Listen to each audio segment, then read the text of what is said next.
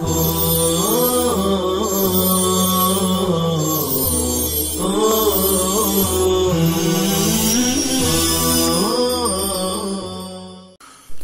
باللہ من الشیطان الرجیم بسم اللہ الرحمن الرحیم اللہ یبسط الرزق یوسعہ لمن یشاء ویقدر یضیقہ لمن یشاء وفرحوا اے اہل مکہ فرح بطر بالحیاة الدنیا اے بما نالوہ فیہا وما الحیاة الدنیا فی جنب حیاة الآخرة الا متاع شیء قلیل یتمتع به ویذهب ویقول الذین کفروا من اہل مکہ لولا هل انزل علیہ علی محمد آیۃ من ربی کالعصا والید والناقہ قل لهم ان اللہ یذل من یشاء اجلاله فلا تغنی الآیات عنہ شیئا ویہدی یرشد الیہ الی دینہ من اناب رجع الیہ ویبدل من الذین آمنوا وتطمئن تسکن قلوبهم بذکر اللہ ای وعدہ الا بذکر اللہ تطمئن القلوب اے قلوب المؤمنین الذین آمنوا وعملوا الصالحات مبتدأ خبرہ طوبى مصدر من الطیب او شجرۃ فی الجنة یسیر الراکب فی ظلها مئة عام ما یقطعها لهم وحسن مآب مرجعین كذلك كما أرسلنا الأنبياء قبلك أرسلناك في أمة قد خلت من قبلها أمم لتتلو وتقرأ عليهم الذي أوحينا إليك القرآن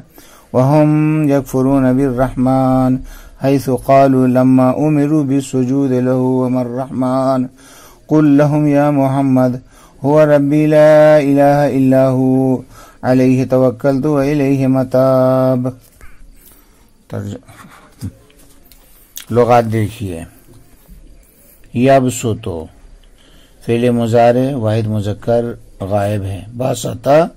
یبسطو باب نصر ینصر سے، بسطن کشادہ کرنا،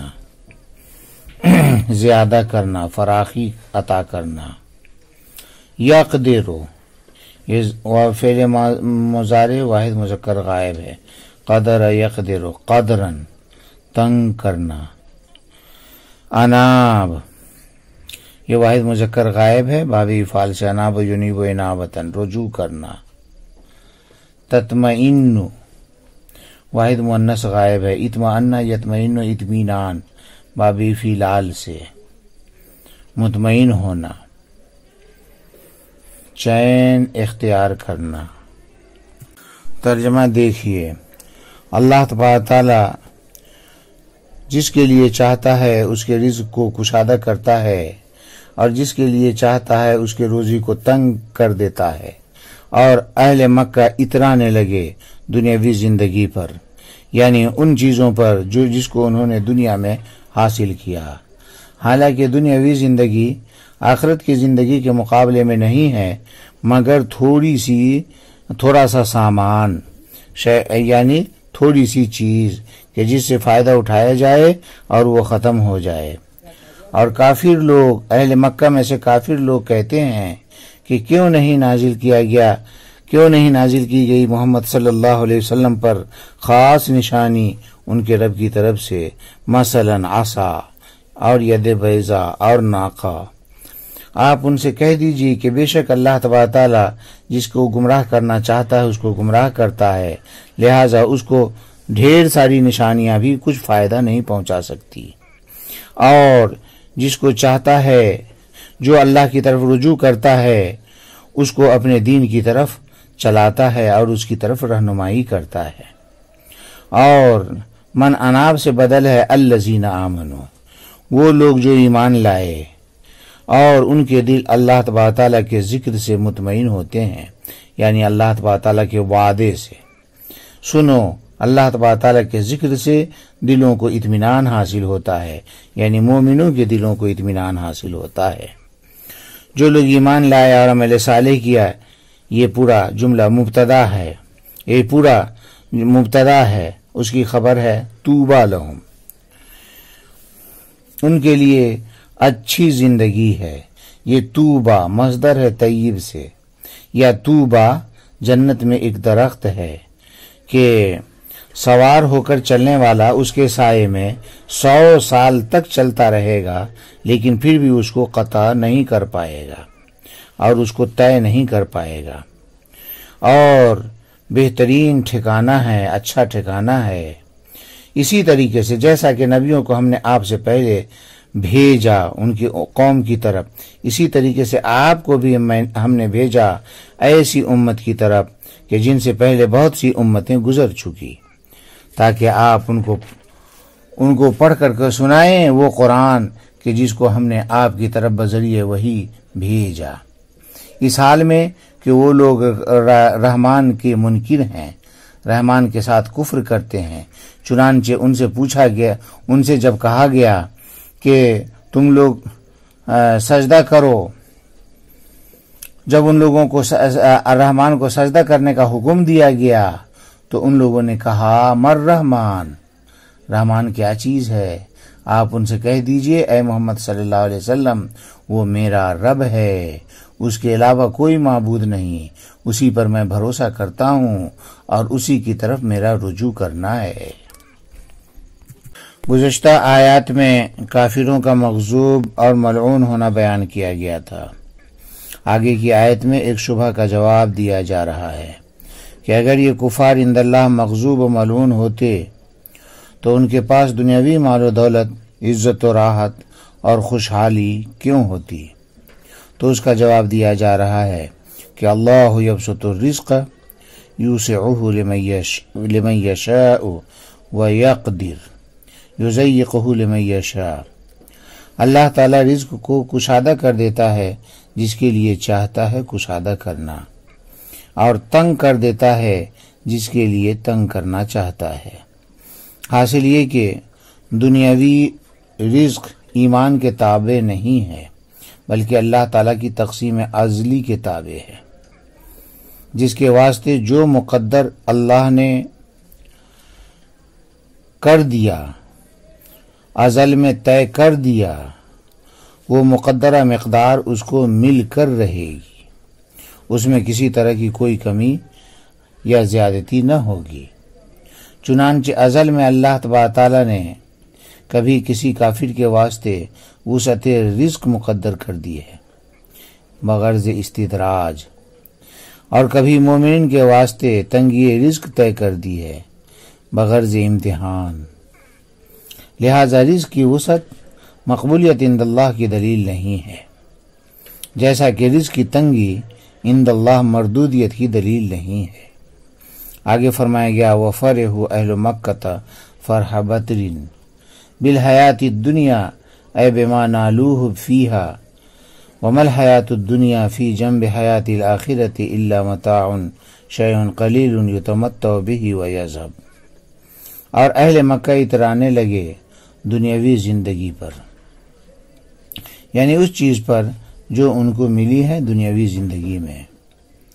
جبکہ نہیں ہے دنیاوی زندگی آخرت کی زندگی کے مقابلے میں مگر تھوڑا سامان، یعنی اس قدر تھوڑا کہ اس سے فائدہ اٹھایا جائے اور وہ بالکل ختم ہو جاوے۔ یہاں سے ان کے احوال قبیحہ کا بیان ہے، اور یہ جملہ مستأنفہ ہے، یعنی جب اللہ تبارک تعالیٰ ان کے رزق میں وسعت عطا فرمائی تو وہ کفار اللہ کی نعمتوں کو نعمت سمجھ کر اس پر شکر ادا کرتے، شکر ادا کرنے کے بجائے اترانے لگے۔ یہ جو مذمت کی گئی ہے اس سے معلوم ہوتا ہے کہ دنیا کے مال و اسباب پر فریفتہ ہونا اور اس پر بالکل پڑ جانا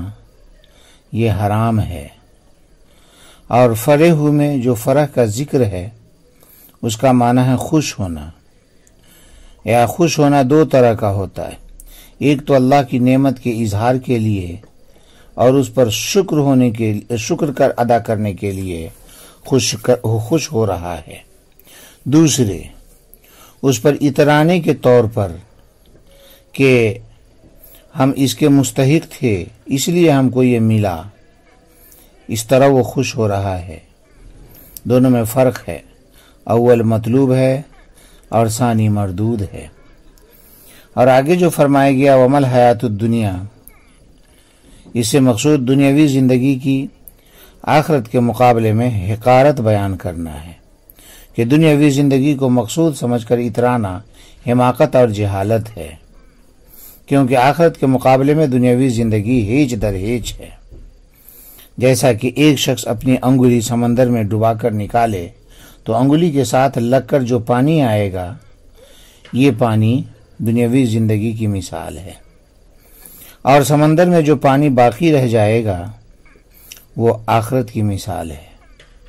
اس طرح دنیاوی زندگی آخرت کے مقابلے میں کتنی معمولی ہوئی، گویا کہ اس کی کوئی حقیقت نہیں۔ لہذا عاقل کو چاہیے کہ آخرت باقی کو دنیا فانی پر مقدم رکھے، کیونکہ دنیا بذات خود تو مقصود ہے نہیں، بلکہ وہ تو آخرت کے حصول کا ذریعہ ہے اور آخرت کے لیے کھیتی ہے۔ آگے فرمایا گیا وَيَقُولُ الَّذِينَ كَفَرُوا مِنْ أَهْلِ مَكَّةَ لَوْلَا هَلَّا أُنزِلَ عَلَيْهِ عَلَى مُحَمَّدٍ آیَةٌ مِّن رَبِّهِ كَالْعَصَا وَالْيَدِ وَالنَّاقَةِ۔ اور اہل مکہ میں سے کفار کہتے ہیں کہ محمد صلی اللہ علیہ وسلم پر ان کے رب کی طرف سے کوئی خاص نشانی کیوں نہیں نازل کی گئی، مثلا عصا، ید بیضا اور ناقہ۔ قل لهم ان اللہ یذل من یشاء اذلالہ فلا تغنی الآیات عنہ شیئا ویہدی یرشد الیہ الی دینہ من اناب رجع الیہ۔ آپ ان سے کہہ دیجئے کہ اللہ جس کو گمراہ کرنا چاہتا ہے اس کو گمراہ کر دیتا ہے، تو اس کو نشانیاں اور معجزات کچھ بھی فائدہ نہیں دیتے، اور اپنے دین کی طرف اس کو راستہ بتلاتا ہے جو اس کی طرف رجوع کرے۔ یہاں پر لولا کی تفسیر حلہ سے کر کے اس بات کی طرف اشارہ کیا گیا کہ لولا یہاں پر تہذیزیہ ہے، اور آیۃ من ربہ سے خاص قسم کی مطلوبہ نشانی مراد ہے جو پیش کردہ نشانیوں کے علاوہ ہو۔ اوپر سے دیکھو سلسلہ کلام اہل حق اور اہل باطل کے بارے میں چل رہا تھا، پھر وَإِن تَعْجَبْ فَعَجَبٌ قَوْلُهُم میں نبوت سے متعلق مضمون تھا۔ یہاں پر آگے پھر اسی مضمون کو دہرایا جا رہا ہے، اور کافروں کا وہی سابق قول کہ آپ پر ہماری فرمائش کے مطابق معجزات مثلا عصا، ید بیضا اور ناقہ کیوں نہیں نازل ہوتا، پھر سے اس قول کو ذکر کر کے اس کا جواب دیا جا رہا ہے۔ حاصل یہ ہے کہ آپ پر تو اللہ نے بہت سی نشانیات اور معجزات نازل کی ہیں، لیکن پھر بھی ان کا عناداً فرمائشی معجزہ طلب کرنا اس لیے ہے کہ ان کے واسطے ہدایت اللہ کی طرف سے مقدر نہیں ہے، کیونکہ ہدایت و ضلالت سب اللہ کے قبضے میں ہے، وہی جس کو چاہتا ہے گمراہ کرتا ہے۔ چنانچہ ان کفار کے حق میں اللہ نے گمراہی ہی مقدر کی ہے، اس لیے اتنے معجزات ہونے کے باوجود ان کو اس کا کچھ فائدہ نہیں پہنچتا، اور خواہ مخواہ نیا معجزہ طلب کرنے کے در پہ ہیں۔ اور اللہ تبارک تعالیٰ ان لوگوں کو اپنی طرف کی راہ پر چلاتا ہے جو اس کی طرف رجوع کرتا ہے، یعنی ایسے لوگوں کو اللہ ہدایت عطا فرماتا ہے تو وہ ہدایت یاب ہو جاتے ہیں۔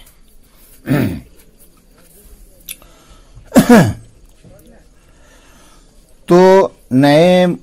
فرمائشی معجزات طلب کرنے کی بنیادی وجہ یہی ہے کہ ان کے واسطے ہدایت مقدر نہیں ہے، ورنہ موجودہ معجزات ان کے ایمان کے واسطے کافی ہیں، جبکہ جو لوگ طالب حق ہیں ان کے واسطے تو وہی موجودہ معجزات کافی ہیں، بلکہ ایسے لوگ تو بلا معجزہ دیکھے ہوئے بھی ایمان لے آتے ہیں، معجزہ کا انتظار کہاں کرتے ہیں۔ جن لوگوں کے دل میں ضد ہے، عناد ہے، طلب حق مقصود نہیں ہے، وہی لوگ معجزات طلب کرتے ہیں۔ اب گویا کہ ان کا مقصد ہٹ دھرمی اختیار کرنا ہوتا ہے۔ آگے فرمایا گیا وَيُبْدَلُ مِمَّنْ الذین آمنوا وتطمئن تسکن قلوبهم بذکر اللہ وعدہ الا بذکر اللہ تطمئن القلوب اے قلوب المؤمنین. اور من انابا سے بدل ہے الذین آمنوا، یعنی جو لوگ ایمان لائے اور ان کے دل اللہ کے ذکر یعنی اس کے وعدے سے اطمینان حاصل کرتے ہیں. سن لو اللہ کے ذکر سے قلوب یعنی مومنوں کے قلوب مطمئن ہوتے ہیں. یہاں پر الذین آمنوا یہ من انابا سے بدل الکل ہے، اور یہ بھی احتمال ہے کہ اسی کا عطف بیان ہو یا ہم مبتدا محذوف ہو اور الذین آمنوا اس کی خبر ہو، یا یہ الذین آمنوا خود مبتدا ہو اور دوسرا موصول یعنی اگلا الذین اس کی خبر ہو، اور الا بذکر اللہ پورا جملہ معترضہ ہو مبتدا اور خبر کے درمیان. مطلب یہ ہے کہ ایمان لانے والوں کو اللہ تعالیٰ اپنے دین پر چلاتا ہے اور ان ایمان والوں کا دل ذکر اللہ سے چین اور اطمینان حاصل کرتا ہے. جس قدر ذکر کرتے ہیں اسی طرح ان کے دل میں اطمینان اور چین پیدا ہوتا ہے. اور آگے جو فرمایا گیا الا بذکر اللہ تطمئن القلوب، اس میں ان کفار پر تعریض مقصود ہے جو نئے معجزات طلب کرتے ہیں، فرمائشی معجزات طلب کرتے ہیں. ان کفار پر تعریض مقصود ہے کہ سنو، تم جو فرمائشی معجزات طلب کر رہے ہو اس سے تم کو کبھی اطمینان حاصل نہیں ہو سکتا. اگر تم کو حقیقی اطمینان چاہیے تو مومنوں کی طرح تم بھی ایمان لا کر یاد الہی کے ذریعے اپنا تعلق اللہ کے ساتھ جوڑ لو. ساری بے چینی اور اضطراب ختم ہو کر دل کو حقیقی سکون ملے گا، جیسا کہ مومنوں نے اس کا تجربہ کر لیا ہے اور وہ اس سے خوب فائدہ اٹھا رہے ہیں. کیونکہ ذکر کی خاصیت یہی ہے کہ اس سے دل کو سکون اور اطمینان حاصل ہوتا ہے. آگے فرمایا گیا الذین آمنوا وعملوا الصالحات مبتدا خبرہ طوبی مصدر من الطیب او شجرۃ فی الجنۃ یسیر الراکب فی ظلها 100 عام ما یقطعها لهم وحسن مآب مرجع. اور جو لوگ ایمان لائے اور عمل صالح کیا، یہ الذین آمنوا وعملوا الصالحات یہ مبتدا ہے اور اس کی خبر ہے آگے طوبی لہم، کہ ان کے لیے پاکیزہ زندگی ہے. اور طوبی یہ مصدر ہے طیب سے، یا طوبی جنت میں ایک درخت ہے جس کے سائے میں سوار 100 سال چل کر بھی پورا طے نہیں کر سکتا، اتنا وسیع و عریض ہے اور اچھا ٹھکانہ ہے. حسن و مآب مرجع اور اچھا ٹھکانہ ہے. آگے فرمایا گیا وَكَذَلِكَ كَمَا أَرْسَلْنَا الْأَنْبِيَاءَ قَبْلَكَ أَرْسَلْنَاكَ فِي أُمَّةٍ قَدْ خَلَتْ مِنْ قَبْلِهَا أُمَمٌ لِتَتْلُوَ وَتَقْرَأَ عَلَيْهِمُ الَّذِي أَوْحَيْنَا إِلَيْكَ الْقُرْآنَ. جس طرح ہم نے آپ سے پہلے انبیاء کو بھیجا اسی طرح ہم نے آپ کو ایک ایسی امت میں بھیجا جن سے پہلے بہت سی امتیں گزر چکی، تاکہ آپ ان کو وہ کتاب یعنی قرآن پڑھ کر سنائیں جس کو ہم نے آپ پر نازل کیا. وَهُمْ يَكْفُرُونَ بِالرَّحْمَنِ حَيْثُ قَالُوا لَمَّا أُمِرُوا بِالسُّجُودِ لَهُ وَمَا الرَّحْمَنُ، جبکہ وہ لوگ رحمان کے منکر ہیں، جیسا کہ جب ان سے کہا گیا کہ رحمان کو سجدہ کرو تو ان لوگوں نے کہا مر رحمان، کہ رحمان کیا چیز ہے. قُلْ لَهُمْ يَا مُحَمَّدْ هُوَ رَبِّي لَا إِلَهَ إِلَّا هُوَ عَلَيْهِ تَوَكَّلْتُ وَإِلَيْهِ مَتَابِ. اے محمد صلی اللہ علیہ وسلم آپ ان سے کہہ دیجئے کہ وہ میرا رب ہے، اس کے علاوہ کوئی معبود نہیں، اسی پر میں بھروسہ کرتا ہوں اور اسی کی طرف میرا رجوع کرنا ہوگا. اس آیت کریمہ میں آپ صلی اللہ علیہ وسلم کو تسلی ہے کہ آپ اپنی قوم کے عدم ایمان پر غم نہ کریں، کیونکہ ہم نے آپ سے پہلے بہت سارے نبیوں کو ان کی قوم کی طرف بھیجا لیکن قوم نے ایک بھی مان کر نہ دیا بلکہ کفر کیا اور اپنے اپنے نبیوں کی بالکل اطاعت نہ کی۔ اسی طرح کا معاملہ آپ کے ساتھ آپ کی قوم بھی کر رہی ہے۔ تو جس طرح ان انبیاء علیہ الصلوۃ والتسلیم نے اپنے امت کی اور اپنی قوم کے بدسلوکی پر صبر کیا، آئے محمد صلی اللہ علیہ وسلم آپ بھی اس اپنی قوم کی بدسلوکی پر صبر کریں، اس لیے کہ آپ کو ان کا جھٹلانا کوئی پہلی تکذیب نہیں ہے۔ اس سے پہلے بھی قوم نے اپنے اپنے نبیوں کو جھٹلایا ہے، تو یہ تکذیب کا وجود جو ہوا ہے یہ پہلی تکذیب نہیں ہے۔ یہاں پر فی امتن میں فی الا کے معنی میں ہے، اے الا امتن، اور آگے وہم یکفرون بالرحمن، یہ جملہ حالیہ ہے، یعنی ان کا حال یہ ہے کہ وہ لوگ رحمان کے منکر ہیں۔ دلیل اس کی یہ ہے کہ جب ان کو کہا جاتا ہے کہ رحمان کو سجدہ کرو تو تجاہل عارفانہ کے طور پر عنادن کہتے ہیں کہ رحمان کیا چیز ہے، جیسا کہ ایک دوسری جگہ پر اللہ نے فرمایا وَإِذَا قِيلَ لَهُمُ اسْجُدُوا لِلرَّحْمَنِ قَالُوا وَمَا الرَّحْمَنُ، اور تجاہل عارفانہ اس لیے کہ رحمان تو وہی ہے جو اپنے بندوں پر نعمتوں کی بارش کرتا رہتا ہے، اور وہ لوگ اللہ تبارک تعالیٰ کی ان نعمتوں کا مشاہدہ بھی کرتے رہتے ہیں، جانتے ہیں کہ اسی رحمان کی طرف سے ہے، پھر بھی کہتے ہیں مر رحمان۔ ظاہر ہے کہ یہ تجاہل عارفانہ نہیں تو کیا ہے۔ اور یہ جو فرمایا ہوا ربی، یعنی وہ رحمان جن کے تم منکر ہو وہی میرا رب ہے۔